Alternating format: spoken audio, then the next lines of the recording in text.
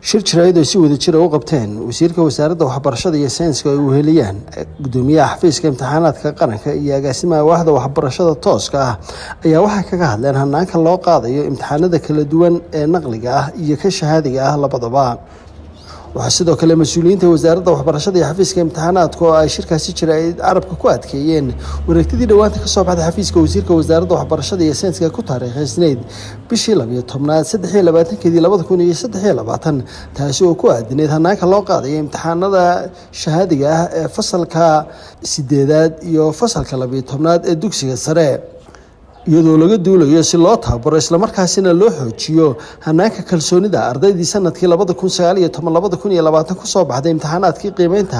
maadaama dalka waqtigaasi uu saameeyay xanuunka COVID-19 in sanadka 2023-2024 ay u fadhiisan doonaan imtixaanaadka teeramka hore bisha labaad ee sanadkan isla markaasina ay u fadhiisan doonaan hanaanka arday kasta kursi iyo miis gaar ah. ugu horreyn madashaasi waxaa ka hadashay agaasimaha waaxda waxbarashada tooska Suxaad Maxamed Cabdi.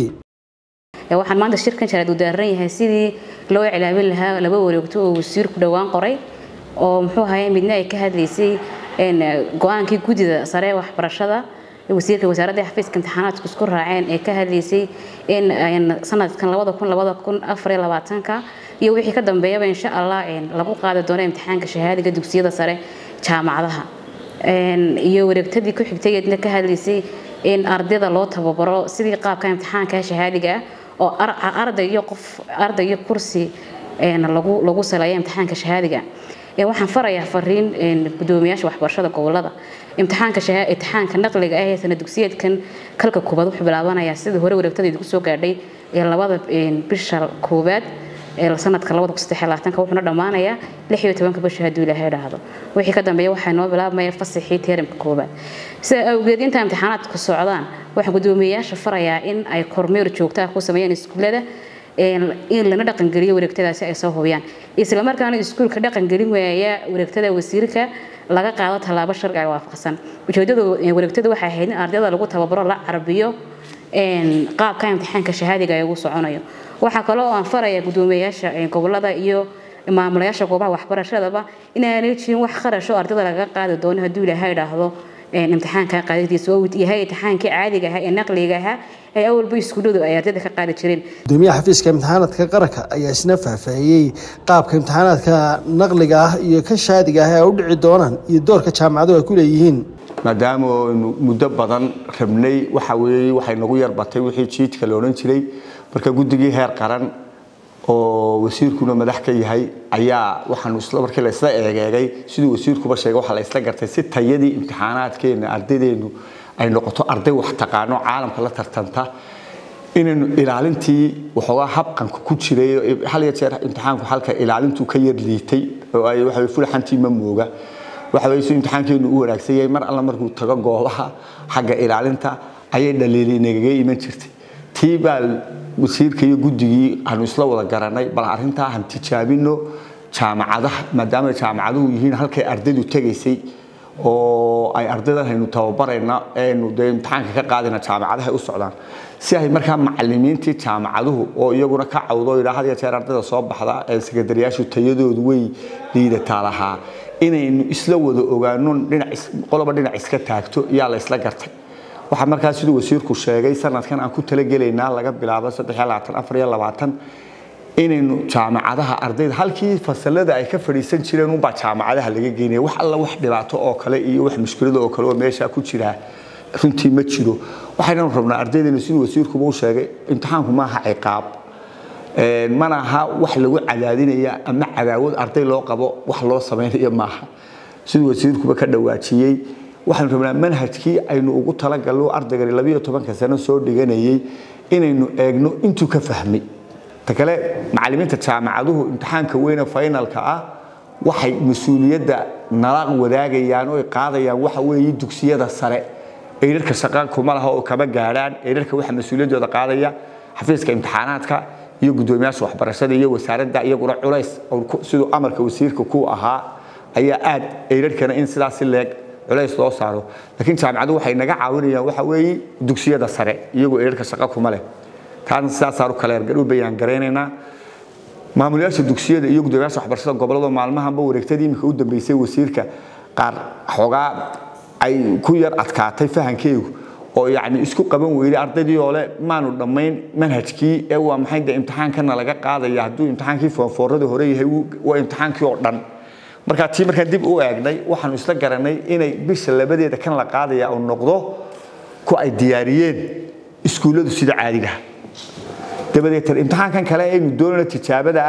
waxaynu ka qaadi karnaa kolka finalka iskuulada la geliyo foorada way fadhiisanayaan markaas aynu ka qaadi karnaa imtixaankan dhan marka laakiin aad ku sii tababartaan oo tijaabooyin ka qaadaan sidoo wasiirku sheegay baa loo baahan yahay maadaama inuu hore u arag intaas horta looga dan lahaa marka aad culayskaasina sidaas uu idinkaga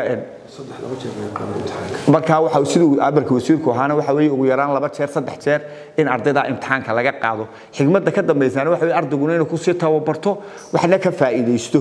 anagoo afka wasiirka iyo afkii waxbarashada saacadi ku wada hadlayna ka xafiis imtixaan ahaan aad baan idinku ducaynaynaa inaad guuleysataan imtixaankuna waa imtixaan caadi oo imtixaankiina caadiga u bageli jirteen ugu dambeyntii wasiirka wasaaradda waxbarashada iyo sayniska Dr. Axmed Aadan Buuxane oo halkaas ka hadlay ayaa ku adkeeyay waalidiinta ardayda gudoomiyaasha waxbarashada gobolada iyo bahda jaamacadaha in la iska kaashado sidii imtixaanaadkaasi ay u noqon lahaayeen qaar tayadooda kor loo qaado dhammaan hay'adaha waxbarashada ee dalka gaar ahaan maamulayaasha dugsiyada iyo ardayda ka baxaysa dugsiyada sare ee sanadkan ama galaaska form 4ka ee fadhiisan doona imtixaanka weyn ee qaranka anoo ku hambalyeynaya